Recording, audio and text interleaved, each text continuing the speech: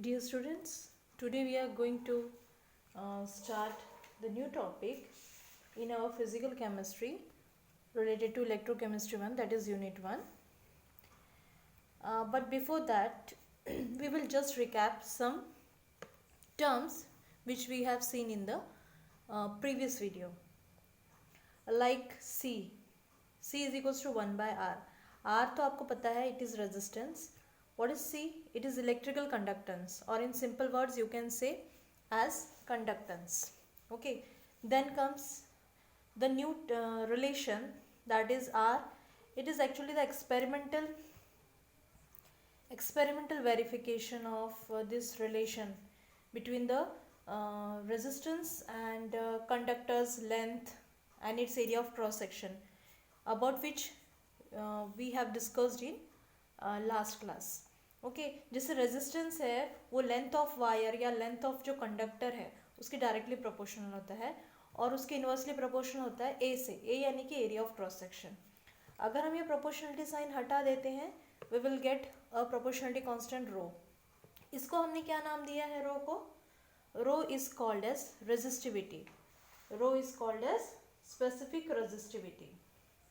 Okay, now this specific resistivity और specific resistance और resistivity, ऐसे दो तीन टर्म्स में आप उसे you can express it. okay, अब ये जो रो है उसका रिलेशन है कप्पा से. ये वर्ड मैंने हाईलाइट किया कि इसे क्या बोलते हैं? कप्पा. अब ये कप्पा क्या है? तो कप्पा है बिल्कुल इसके अपोजिट. इसका नाम क्या है? इसका नाम है स्पेसिफिक रेजिस्टेंस या फिर रेजिस्टिविटी. तो रेजिस्टिविटी का अपोजिट कौन होगा? कंडक्टिविटी, है ना. इसके अपोजिट क्या हुआ?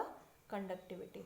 So specific resistance is having a reciprocal relation with specific conductivity और स्पेसिफिक कंडक्टेंस, और resistivity is reciprocal of specific conductance और कंडक्टिविटी. तो इस तरह से आप कप्पा को डिफाइन कर सकते हो. ओके, आई होप ये इन्वर्स रिलेशन अभी आपको समझ गया होगा. अब इसमें और कप्पा में अगर हमें कोरिलेशन निकालना है तो हमें पता है रो, इसको हम रो बोलते हैं ना. तो रो जो है, rho is equals to 1 by kappa. तो अगर हम इसे, मैं इसे देती हूँ इक्वेशन 1, इसे दे रही हूँ इक्वेशन 2. ओके, अब मैं ये इक्वेशन 3 को पुट इक्वेशन 3 इन 2. अगर मैं इस इक्वेशन 3 को 2 में यूज़ करती हूँ तो what will happen? R is equals to, rho की जगह मैंने डाल दिया 1 by kappa into L by A. From here I can get the value of kappa. ये मैं कप्पा यानी कि जो कप्पा के है इसको मैं यहाँ शिफ्ट कर दूँगी. ये डिनोमिनेटर में है, जब वो दूसरे साइड जाता है तो वो न्यूमरेटर में शिफ्ट हो जाता है, और अगर कोई चीज़ न्यूमरेटर में होगी then it will shift to denominator. तो कप्पा इस साइड शिफ्ट हो गया, resistance will go on this side, so it is L by A. Okay, तो आपको ये नया रिलेशन मिल गया कप्पा का. अगर किसी न्यूमेरिकल में लेंथ ऑफ वायर दी है, एरिया ऑफ क्रॉस सेक्शन दिया है और रेजिस्टेंस दिया है, और आपको निकालना है conductivity, what you have to find? Conductivity. then easily you can find it by using this formula. Okay, so in this way we can get these terms. Only the thing is we should know the exact meaning of that and the correlation between them. Okay, then comes the measurement of various things are there, जैसे cell constant वगैरह, ये नए terms हैं यहाँ. तो उसमें जाने के लिए आपको पहले सेल कांस्टेंट जो है उसका रिलेशन क्या है? सेल कांस्टेंट के लिए आपको ऑब्जर्व कंडक्टिविटी पता होनी चाहिए, स्पेसिफिक कंडक्टिविटी पता होनी चाहिए. तो बेसिकली ये जो L बाय ए है ये एक्सपेरिमेंटल रिलेशन है. सेल कांस्टेंट जो होता है it is nothing but the factor L by A. इस फैक्टर को हम बोलते हैं, क्या बोलते हैं? सेल कांस्टेंट, और इसे हम डिनोट करते हैं x से. Are you getting the thing? The cell constant is nothing but the factor, यानी कि ये जो न्यूमरेटर में L है और A है डिनोमिनेटर में, इन दोनों का जो ये रिलेशन है इसको हमने फैक्टर फॉर्म में लिया है। इस चेंजिंग फैक्टर को जो एक्सपेरिमेंट में वेरिफिकेशन के लिए यूज़ किया गया रेजिस्टेंस के, उसे हम क्या बोलते हैं, X। तो ये हो गया इसका रिलेशन। तो यहाँ से आपको सेल कांस्टेंट एक नया टर्म सुनने को मिला, है ना। फिर आते हैं इक्विवेलेंट कंडक्टेंस पे। अभी इक्विवेलेंट कंडक्टेंस, फिर स्पेसिफिक कंडक्टेंस, इनके एक्सपेरिमेंटल वेरिफिकेशंस हैं। ओके, तो उसमें जहाँ वो वेरिफिकेशन हम नेक्स्ट वीडियो में समझेंगे, because there is lot of detailing related to the diagram. So experimental things are there, so naturally we should know the exact diagram of that, the electrical connection you have to understand, and how that relation comes into existence, that we have to understand. So एक simple relation हम देख लेते हैं, lambda, इसको हम बोलते हैं equivalent conductivity. Okay, इसका नाम क्या है, इक्विवेलेंट कंडक्टिविटी। तो ये लैम्डा का रिलेशन है कप्पा से, कप्पा इंटू बी, यानी कि ये जो इक्विवेलेंट कंडक्टिविटी है, it is directly proportional to volume of that particular solution which we are using in that particular experiment और डिफरेंट सिचुएशंस। ओके, सो यहाँ इन दोनों का क्या रिलेशन है, डायरेक्ट रिलेशन है, दे विल हैव डायरेक्ट रिलेशन। अब इस बेस पे आप ये जो इक्विवेलेंट कंडक्टेंस है उस पर कभी कभी 2 मार्क का क्वेश्चन आता है कि what are the factors on which the equivalent conductance is depending, और हाउ इक्विवेलेंट कंडक्टिविटी यानी कि जो लैम्डा है, how it varies with dilution, इस तरह का क्वेश्चन आता है। सो उसमें सबसे पहली चीज़ होती है, जब हम वॉल्यूम की बात करते हैं, यानी कि सॉल्यूशन आ गया, सॉल्यूशन आ गया मतलब उसमें कैटायंस रहेंगे, एनायंस मतलब एटम रहेंगे। कैटायंस और एनायंस तो अपने आप आएंगे नहीं, क्योंकि कोई भी चीज़ इस ब्रह्मांड में नंबर ऑफ एटम से बनी हुई है ना।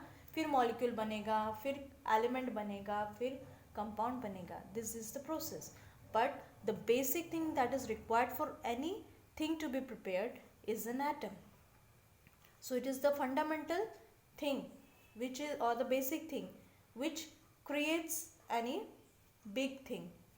So atom, when we say, naturally it will have electrons, protons, neutrons and all that. अगर एटम है तो उसमें अगर वो आपस में कांटेक्ट में आ रहे हैं, अगर वो नॉर्मल सिचुएशन में है तो ठीक है, लेकिन अगर उसमें लॉस ऑफ इलेक्ट्रॉन हो रहा है, गेन ऑफ इलेक्ट्रॉन हो रहा है, तो आपके पास क्या आ जाएंगे, कैटायंस आ जाएंगे, एनायंस आ जाएंगे, है ना। तो ये जो है, इस सॉल्यूशन में अगर हम समझ रहे हैं तो उसमें नेचुरली है आपस में एटम्स कोलाइड होंगे, so naturally they will have some variation in the volume. और जब लिक्विड फॉर्म में है तो वहाँ डाइल्यूशन, ये टर्म भी बहुत इंपॉर्टेंट है, ठीक है। जैसे आपको डाइल्यूट सॉल्यूशन और कॉन्सेंट्रेटेड सॉल्यूशन पता ही होगा। ओके, तो कंडक्टिविटी जो होता है, बैक टू द टॉपिक, ये जो कंडक्टिविटी है वो आयंस कितने प्रेजेंट है उस सॉल्यूशन में, उस पर डिपेंड करेगा।